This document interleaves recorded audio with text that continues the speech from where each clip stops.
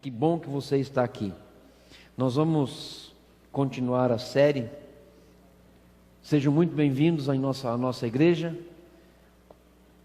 Que Deus possa falar ao seu coração nessa noite, em nome de Jesus. Nós vamos estar continuando a série Fundamentos, Jesus, o nosso Senhor. E hoje nós vamos estar lendo um texto da palavra do Senhor, é um texto até mais longo, João capítulo 1. E já faz um tempo que nós estamos falando sobre João, e nós vamos continuar falando aí, porque João fala bastante sobre a vida de Cristo. E se você puder abrir a palavra do Senhor comigo, se você puder acompanhar João, capítulo 1, do versículo 1 até o versículo 14. Obrigado. João capítulo 1, do versículo 1 até o versículo 14.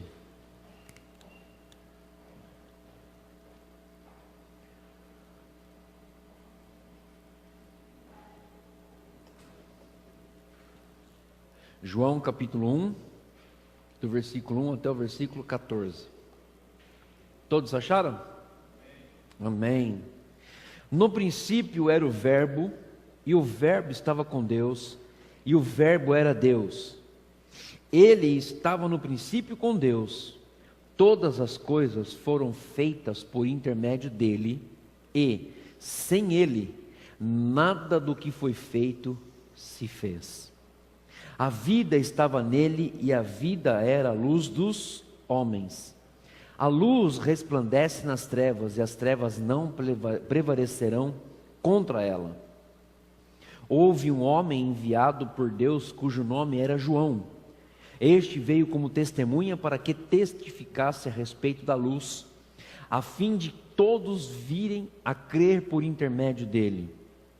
Ele não era luz, mas veio para que testificasse da luz. A saber, a verdadeira luz que vinda ao mundo ilumina a todo homem. O Verbo estava no mundo. O mundo foi feito por intermédio dele, mas o mundo não o conheceu. Veio para o que era seu, e os seus não o receberam. Mas a todos quanto o receberam, deu-lhes o poder de serem feitos filhos de Deus, a saber, aos que creem no seu nome, os quais não nasceram do sangue e nem da carne, e nem da vontade do homem, mas de Deus.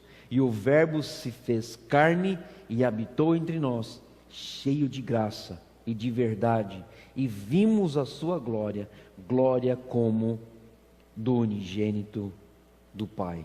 Só reforçando aqui o versículo 10, que diz assim: o Verbo estava no mundo, o mundo foi feito por intermédio dele, mas o mundo não o conheceu.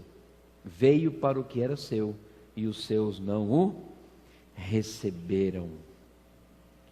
Que maravilha de texto. Esse texto é belíssimo, como toda a palavra do Senhor é belíssima, mas nós queremos atentar nesses 14 versículos sobre a presença de Jesus, sobre a vida de Jesus e sobre algumas evidências que provam que Ele é o Verbo de Deus encarnado.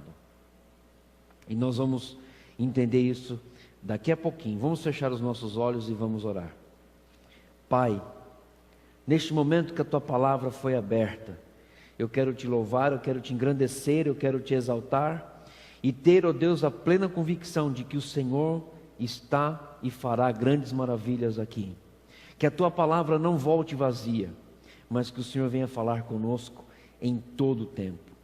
Deus, que a Tua palavra venha cair em solo fértil, e através desse solo, que a semente possa, ó Deus, germinar e produzir frutos a 30, a 60 e a 100 por um. Senhor, eu peço isso porque eu sei que o Senhor pode fazer grandes coisas.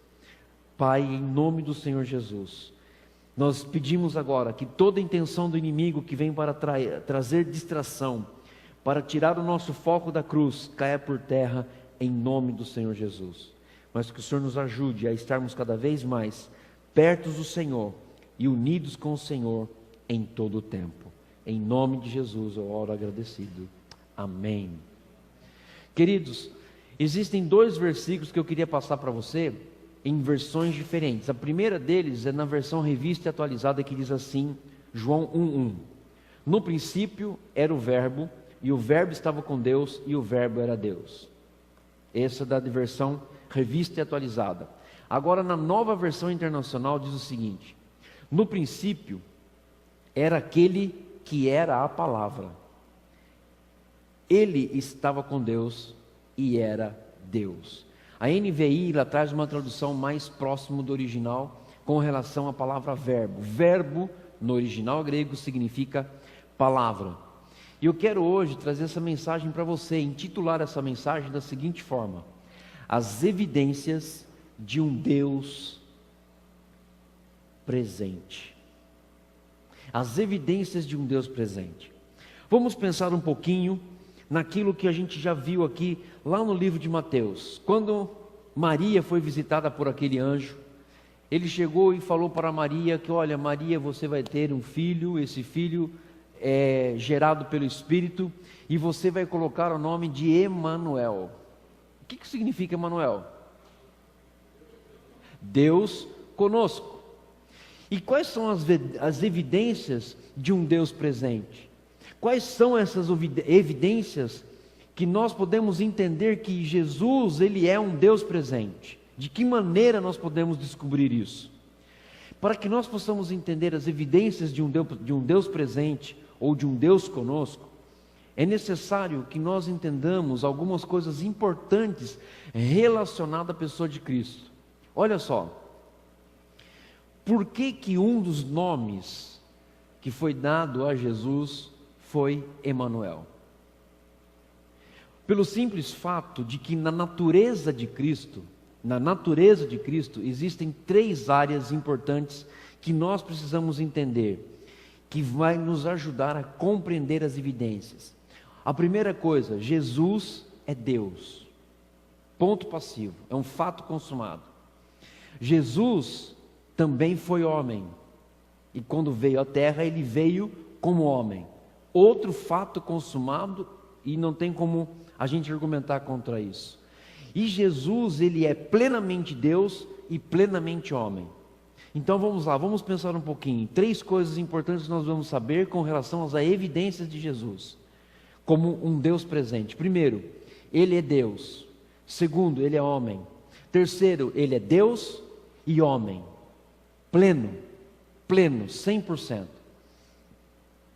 Quando nós começamos a desvendar essa natureza de Deus, ou de Jesus Cristo, 2 coisas acontecem importantes. A primeira coisa que acontece é que quando nós entendemos que as evidências, elas precisam estar sendo trabalhadas em 3 áreas, Jesus é Deus, Jesus homem, Jesus Deus e homem, vai nos ajudar a fazer 2 coisas importantes. Primeiro, nos proteger contra os falsos ensinamentos que existem por aí. Segunda coisa, vai aumentar a minha capacidade de confiar em Jesus em todo o tempo.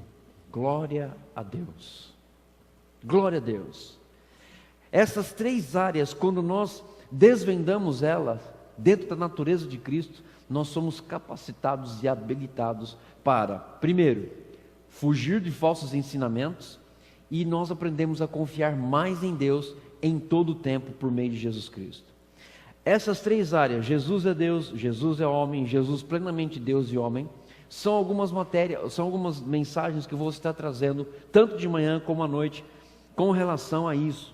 E hoje nós vamos falar sobre como Jesus é Deus. Nós falamos tanto isso, né? Jesus é Deus. Mas como? Como Ele é Deus? A primeira coisa que eu quero passar para você é o seguinte. Primeiro, Jesus mesmo disse que Ele é Deus. O próprio Jesus falou isso. E olha o que diz a palavra do Senhor. Mas também estava dizendo que Deus era seu próprio Pai, igualando-se a Deus. Pronto, não tem outra forma. Ah, mas olha só, pastor, o senhor está falando só de João, mas tem algum outro versículo? Tem outro, em João, que diz o seguinte, João 10:30, eu e o Pai somos um. Ele está colocando ele na mesma posição de Deus. João capítulo 14, versículo 9, na parte B, e nós falamos hoje pela manhã, quando nós estávamos tratando sobre a vida de Filipe, que ele chegou e falou assim, mestre, mostra-nos o Pai. E Jesus falou assim, Filipe, há quanto tempo eu tenho estado convosco, e ainda vocês pedem para mim, mostra meu Pai. Quem me vê a mim, e quem a mim me vê, vê o Pai. João 14:9 diz assim, quem me vê, vê o Pai. Jesus falando dele mesmo com relação a Deus. E por último, João 8:58, que diz algo fantástico da palavra de Deus. Eu lhes afirmo que antes de Abraão nascer, eu sou. E quando ele fala antes de Abraão nascer, ele estava fazendo referência à criação. Lá de Gênesis capítulo 2, quando Deus disse, façamos o homem à nossa imagem e semelhança. Puxa, mas Jesus disse, mas ele poderia dizer, olha só, pessoas fiéis disseram que ele é Deus. Pessoas fiéis disseram que ele é Deus. Como isso acontece? Acontece quando os profetas começaram a falar sobre o seu nascimento. Quer uma prova disso? Isaías capítulo 9, versículo 6. Se você quiser lá procurar, na versão revista e atualizada, diz assim, e ele será chamado Deus Poderoso. Falando do nascimento de Cristo, e ele será chamado o quê? Deus Poderoso. Jesus é Deus, irmão, não tem como mudar essa história, não tem como você criar outro mecanismo e outro meio para você aprender isso. Colossenses capítulo 2, versículo 9. Pois em Cristo habita corporalmente toda a plenitude da divindade. Sou eu que estou dizendo isso? A palavra. Pode procurar aí, você vai ver Colossenses 2, 9. Pois em Cristo habita corporalmente toda a plenitude da divindade. Isso é suficiente? Não, tem mais. A Bíblia é repleta de informação sobre isso. Olha só o que diz Filipenses 2, 10 e 11. Se você abrir o Colossenses, é só você voltar um pouquinho, você já vai achar aí. Para que o nome de Jesus se dobre todo o joelho, nos céus, na terra e debaixo da terra, e toda língua confesse que Jesus Cristo é o Senhor, para a glória de Deus Pai. Aonde esse versículo pode ser comparado na Bíblia? O que Paulo falou para a igreja de Filipenses, você vai encontrar isso lá em Isaías, capítulo 45, versículo 22 e 23. Vai lá comigo, acompanhe aí.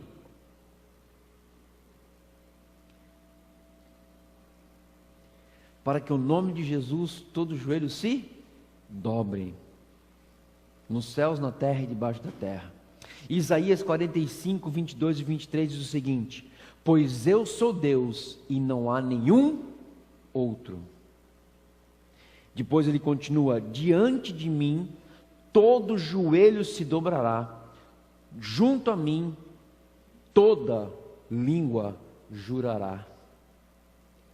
Você pode ver lá, depois você lê, eu peguei partes do versículo, mas você pode ler depois 22 e 23.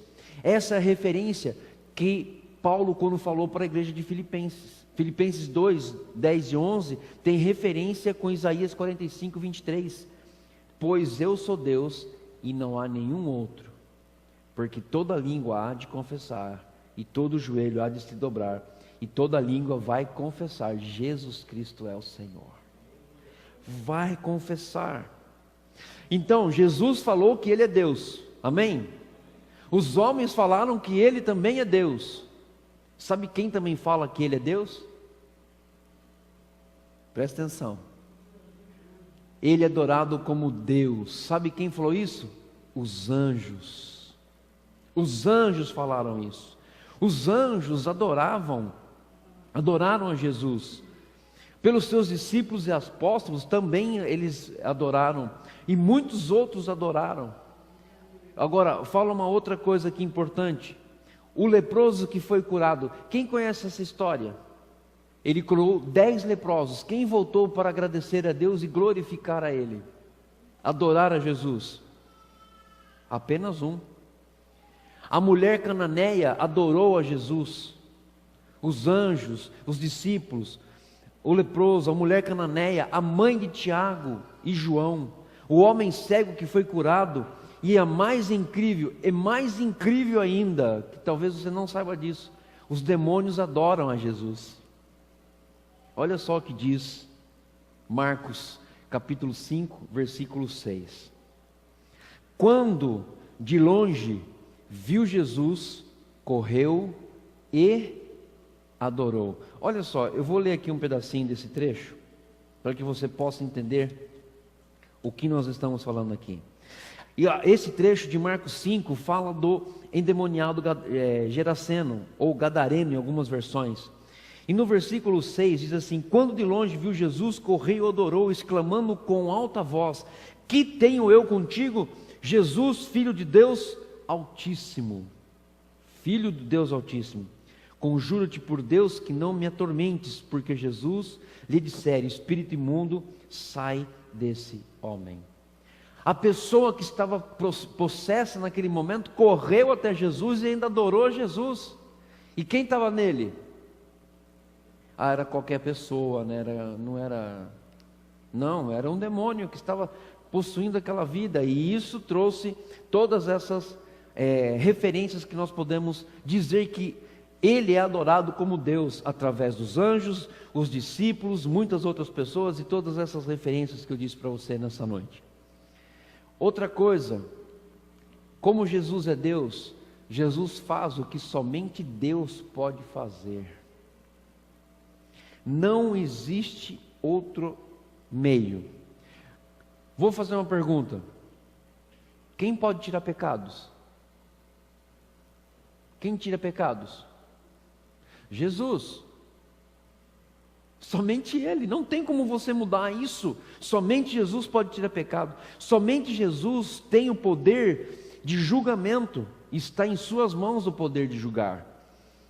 Somente Jesus pode enviar o Espírito Santo. Lá em João diz: olha, é o seguinte, eu vou mandar o Consolador, mas eu preciso ir para que o Consolador venha. Somente Jesus ressuscitou mortos. Não existe outra pessoa na Bíblia depois de Jesus que ressuscitou mortos. Ele é o Criador de todas as coisas e sustentador de todas as coisas. E quem sustenta o universo, meu irmão? Deus. Jesus está no universo controlando todas as coisas. Quais são as 3 evidências importantíssimas para que nós possamos declarar que Jesus é Deus? Você quer anotar? Você pode anotar aí, anota num cantinho aí, que é muito importante. A primeira evidência que sustentam a declaração de que Ele é Deus, o primeiro aí é o cumprimento das profecias. Existem 3, e o primeiro deles é o cumprimento das profecias. Lucas 24, 44 diz o seguinte: e disse-lhes: foi isso que eu lhes falei enquanto ainda estava com vocês. Era necessário que se cumprisse tudo que a meu respeito está escrito na lei de Moisés, nos profetas e nos salmos. Diga para mim uma profecia que se cumpriu em Jesus. Pensa aí. Tem bastante. Não é uma ou duas, tem muitas profecias. Eu vou dar aqui um refresco para você. Uma das profecias que se cumpriram no Novo Testamento: ele nasceria de uma virgem. Isso foi predito no Antigo Testamento, foi uma profecia. Seria da descendência de Abraão, seria da tribo de Judá, seria da família de Davi. Um exemplo, vamos lá, Mateus capítulo 1, livro da genealogia de Jesus Cristo, filho de Davi, filho de Abraão. Aí você vai ver toda a descendência, e você vai descorrer aí pelos textos, e você vai estar verificando aqui a descendência de Jesus. Olha só, versículo 16: e Jacó gerou a José, marido de Maria, da qual nasceu Jesus, que se chama o Cristo. De sorte que todas as gerações, desde Abraão até Davi, são 14. Desde Davi até o exílio da Babilônia, são 14. E desde o exílio da Babilônia até Cristo, 14. Sabe essa referência que eu acabei de ler aqui? Dá uma mensagem, por causa dos números. 14, 14, 14, 14. E se nós estudarmos as 14 gerações de cada geração presente, eu só vou aguçar a tua mente aqui. Nós estamos na 14ª, da última que está falando aqui. Jesus está voltando, irmão. Jesus está voltando. Jesus está voltando. E nós temos que estar preparados. E aqui fala o que? Da descendência de Jesus. E Ruth, ela participou dessa descendência. Então, nasceu aonde? Em Belém. Está na Bíblia. Foi cumprimento de profecia. Seria levado ao Egito e trazido de volta. Enfrentaria a ameaça de morte ao nascer, que está falando da morte das crianças por causa de Herodes. Seria ungido pelo Espírito Santo. Seria anunciado pelo mensageiro do Senhor, João Batista.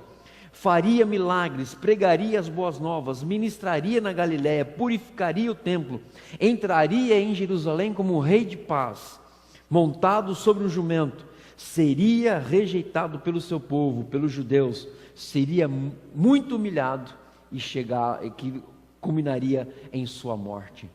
Tudo isso que eu falei, profecia que se cumpriu no Novo Testamento. A primeira evidência, se alguém perguntar para você, olha, mas como foi isso?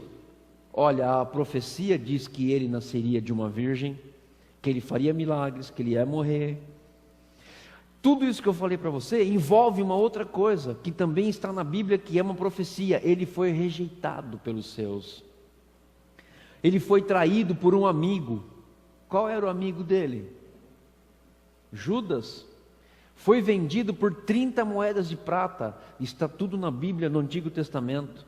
Ficaria em silêncio quando acusado. Isso está lá, se eu não me engano, em Isaías capítulo 55, que fala: como ovelha foi levado ao matadouro e não abriu a boca.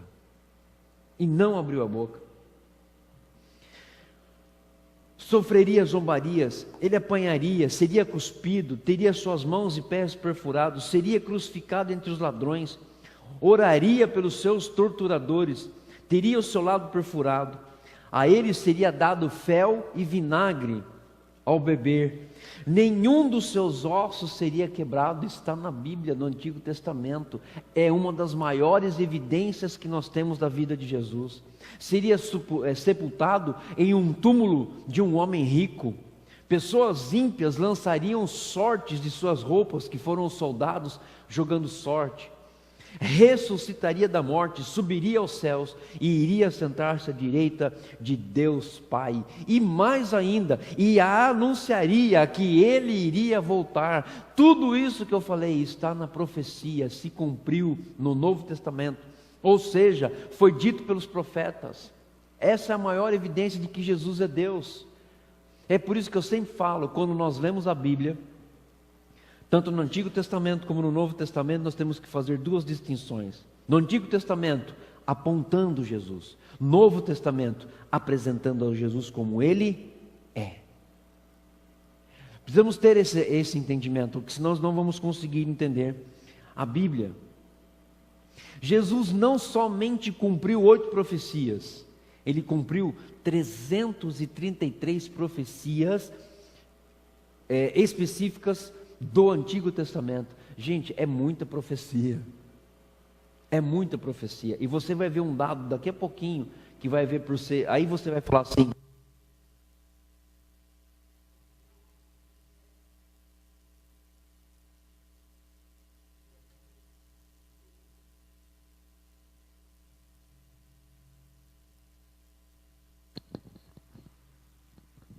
e Ele é Deus, Ele é Senhor. E uma das coisas interessantes, foram 333 profecias que foram cumpridas por meio de Jesus. A segunda evidência que as pessoas vão perguntar para você, e você precisa ter isso na ponta da língua. A segunda é a seguinte: os milagres realizados por Jesus. Lucas capítulo 7, versículo 20 e 22. Quando Jesus foi questionado pela sua divindade, Jesus apontou os milagres. Olha só, quando os homens chegaram junto dele, disseram: João Batista enviou-nos para te perguntar: és tu aquele que estava para vir, ou esperemos outro? Naquela mesma hora, curou Jesus muito de moléstias, e de flagelos, e de espíritos malignos, e deu vista a muitos cegos. Então Jesus lhes respondeu: ide e anunciai a João o que vistes e ouvistes: os cegos vêm, os coxos andam, os leprosos são purificados, os surdos ouvem, os mortos são ressuscitados, e os pobres anuncia-lhe o Evangelho. Glória a Deus por isso. Bendito seja o nome do Senhor. A Bíblia diz que quando nós queremos prova de alguma coisa, Jesus existe. A prova está: o cego vê, o aleijado e paralítico anda, o leproso é purificado, é curado, o surdo ouve, os mortos são ressuscitados, e as boas novas são pregadas aos pobres. Jesus vive, e Ele existiu, e Ele existe, e essa é a maior evidência que nós temos que ver. As pessoas nos questionam e nós não temos evidências para mostrar, e muito menos argumento para dizer assim: olha, Ele existe, Ele é Deus, Ele faz maravilhas, Ele continua fazendo maravilhas, e Ele pode realizar grandes coisas. Ah, mas como que você prova isso? Vamos no Antigo Testamento. Isso aqui estava dizendo que Jesus viria. Olha o que aconteceu no Novo Testamento: Ele veio. Os milagres de Jesus são verdadeiros e reais. A terceira evidência, e uma das mais lindas evidências que tem na Bíblia: a ressurreição de Jesus Cristo. Essa é uma das maiores evidências que nós temos. Jesus não apenas previu a sua morte, mas Ele também disse: eu vou ressuscitar.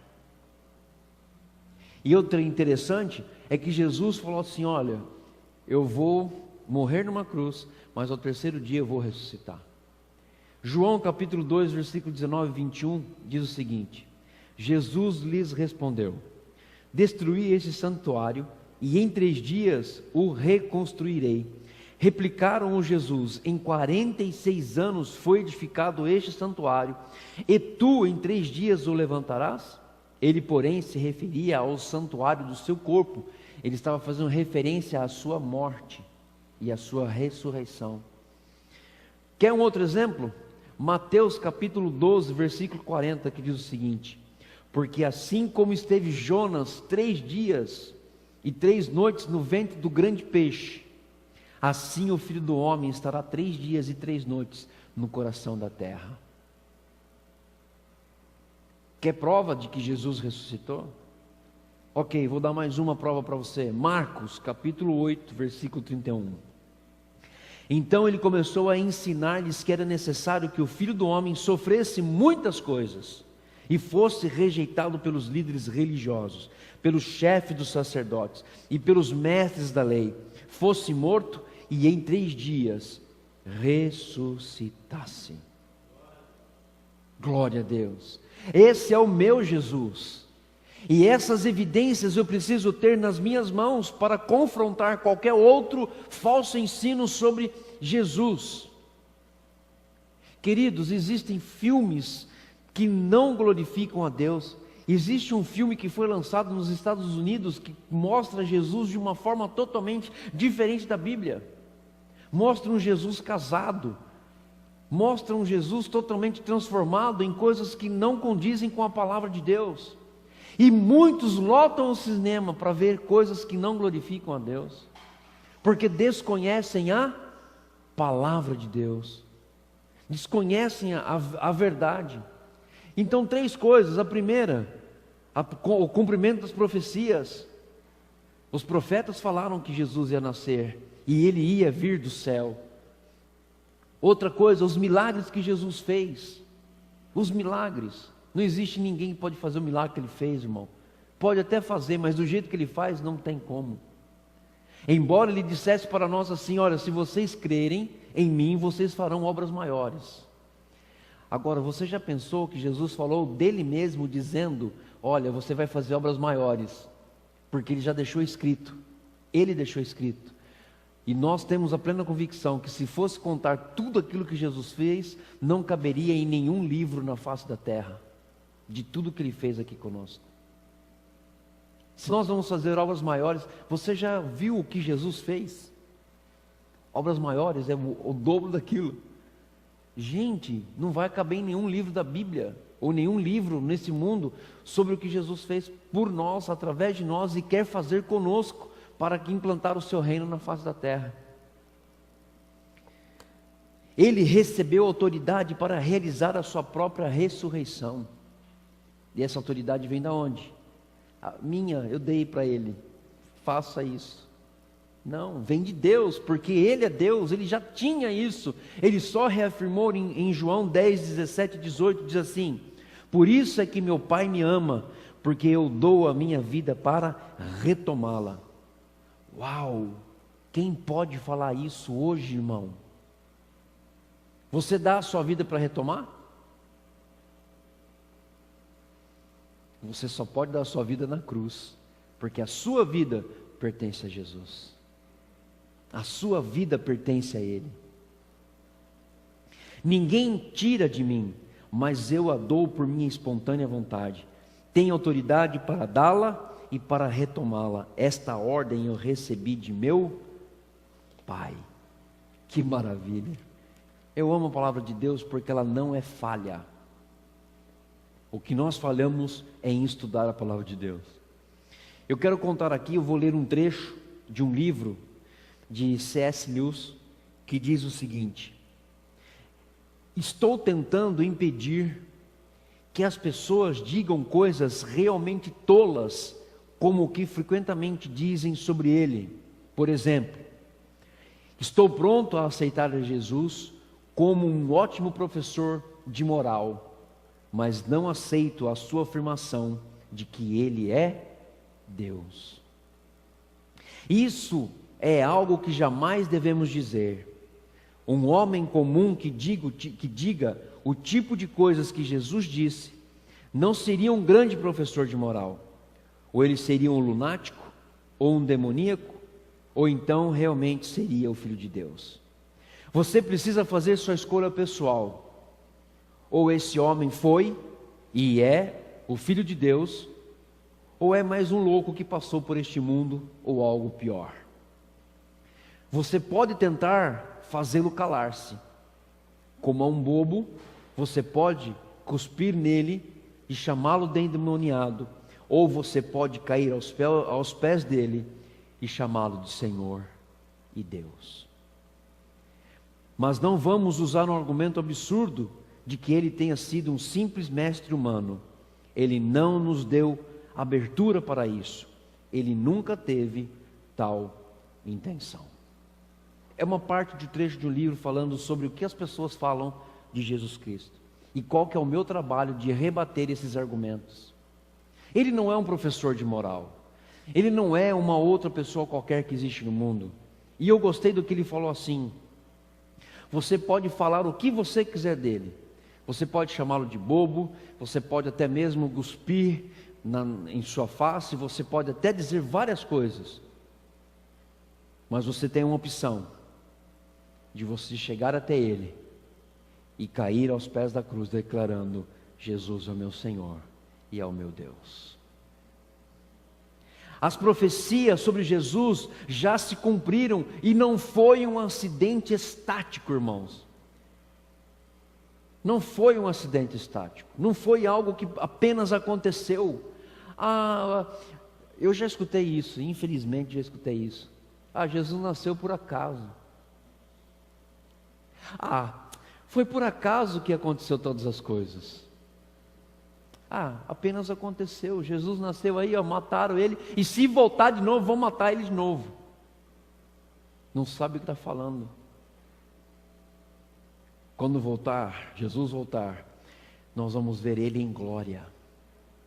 Ninguém vai tocar nele. Nós vamos ver Ele em glória. Não vai ter como crucificar Ele de novo, porque senão a Bíblia estaria mentindo para mim. Porque em Hebreus diz o seguinte: há um sumo sacerdote que derramou sangue na cruz para comparar a minha vida e a sua vida e nos resgatar de todo pecado. Foi uma vez, um único homem, uma única pessoa, um único ser chamado Jesus Cristo, o sumo sacerdote, que morreu numa cruz para me buscar, para me tirar do pecado e para me transformar. As pessoas não sabem o que acontece. Apenas aconteceu ou foi por acaso? Essas duas coisas aqui, esses dois argumentos, eu quero encerrar refutando eles, e nós vamos orar logo em seguida. Primeiro deles, foi por acaso, aconteceu. Primeiro, as profecias envolviam muito mais que apenas coincidências. A grande pergunta é: foi por acaso que ele fez um homem cego enxergar? Foi por acaso que ele ressuscitou um homem? E eu vou dizer para você: foi por acaso que ele curou leprosos? Foi por acaso que ele chegou na mulher, quando as pessoas chegaram dizendo assim para ele: Jesus foi pego em adultério e pela lei de Moisés tem que apedrejar, o que o senhor vai fazer com ela? E ele, escrevendo no chão com o seu dedo, esperou as coisas acontecerem e disse assim: aquele que não tem pecado, atire a primeira pedra. Foi por acaso isso, gente? Ou apenas aconteceu um fato histórico? Para mim não é fato histórico. Para mim aconteceu, e não foi por acaso. Não foi por acaso. Isso vai além de probabilidades estatísticas. Apenas aconteceu ou foi por acaso? A segunda coisa que eu quero falar para você, para refutar essas duas coisas que eu acabei de falar. Eu já usei aqui a redundância, né? Quero falar a segunda coisa para a segunda coisa. É o grande número de profecias que se cumpriram na vida de Jesus. Queridos, estude a palavra do Senhor e você vai ver que muitas profecias se cumpriram. E vem se cumprindo profecias uma atrás da outra por causa de Jesus. Peter Stoner, ele escreveu um artigo nos Estados Unidos falando de ciência, e ele fez um cálculo de probabilidade de 8 dessas profecias serem cumpridas em um só homem. Só 8. Jesus cumpriu 333, ele só fez o cálculo para 8, somente para 8. Sabe qual é a chance de um homem viver na terra e cumprir pelo menos 8 dessas profecias? Eu vou dizer para você: 1 elevado à 10ª potência, 1 vezes 10 à 17ª potência. Sabe quanto dá isso de resultado? 1 em 100 quatrilhões de oportunidades. É Jesus, irmão. É Jesus. Ele foi o escolhido de Deus para fazer com que todas as profecias se cumprissem. E hoje, creia você ou não, elas se cumpriram. Elas são verdadeiras, elas são reais. E somente Jesus, em 100 quatrilhões, somente 8, tá? Somente 8. Ele não só cumpriu 8, ele cumpriu 333 profecias. Você tem dúvida de que Ele é Deus conosco? Você tem dúvida disso? As evidências apontam para Jesus existente em nosso meio como um Deus presente. O fato que nós vamos saber é o seguinte: será que a nossa maior evidência não seria a nossa própria transformação em nova criatura após a nossa conversão? Por isso eu digo para você, Jesus, a maior evidência que nós podemos mostrar para as pessoas é você dizer como você era antes de Jesus, e depois você mostrar como é você hoje em Jesus. Existe essa diferença. Jesus, Ele é e sempre será. Jesus é e sempre será a maior evidência de um Deus presente. Basta você olhar para a sua vida, irmão. Basta para você olhar na sua casa. Basta você fechar os seus olhos e olhar os seus filhos. Basta você fechar os seus olhos e olhar a sua família. Basta você fechar os seus olhos e ver que os teus celeiros estão cheios todos os dias, porque Ele é o Deus que providencia todas as coisas para a sua vida. É Ele que cura você todos os dias. É Ele que te protege todos os dias. Muitas vezes nós somos livres de enfermidades por causa de Jesus, que é Deus presente, vivendo no nosso meio, vivendo na nossa casa, vivendo no nosso trabalho. E como eu disse de manhã, hoje, aonde eu estiver, eu sou o representante do reino dEle. A maior evidência é mostrar que eu sou transformado por Jesus. Em um livro que eu estava lendo, diz que a transformação de uma vida decadente e pecaminosa, somente um homem poderia transformá-la: Jesus. Jesus pode. E hoje, uma das maiores evidências é Deus se mostrar para você para realizar as coisas impossíveis, as coisas que são inatingíveis. É por isso que eu creio que Jesus é a maior evidência de um Deus presente. Para mim, Ele é um Deus presente. Em todo tempo, é um Deus presente. Em todo tempo. Como que nós vamos fazer com que as pessoas entendam isso? Deus vai te dar a oportunidade necessária. Deus vai dar a oportunidade necessária. Deus vai fazer algo para você. E deixe Deus trabalhar na sua vida, para que essas evidências sejam vividas com você todos os dias. Todos os dias. Ah, pastor, por que isso é necessário? Nós precisamos entender a essência de Deus, a essência de Jesus, para nós compreendermos a ação do Espírito Santo e o que a palavra quer fazer conosco. Se nós não entendermos a essência de Jesus, nós vamos entender a essência completa do Espírito Santo. E é o detalhe grandioso e maravilhoso que é Deus Pai, Deus Filho e Deus Espírito Santo. Em breve tempo, e os dias são abreviados, daqui a pouquinho nós vamos estar terminando de falar sobre a pessoa de Cristo. E nós vamos falar sobre a pessoa do Espírito. Quais são as evidências de que o Espírito é presente? Eu só vou dar uma palavra para você. A sua conversão foi porque o Espírito Santo te incomodou. A sua conversão foi porque o Espírito Santo falou para você: você precisa mudar de vida. O Espírito Santo falou para você assim: você está no caminho errado e você precisa mudar.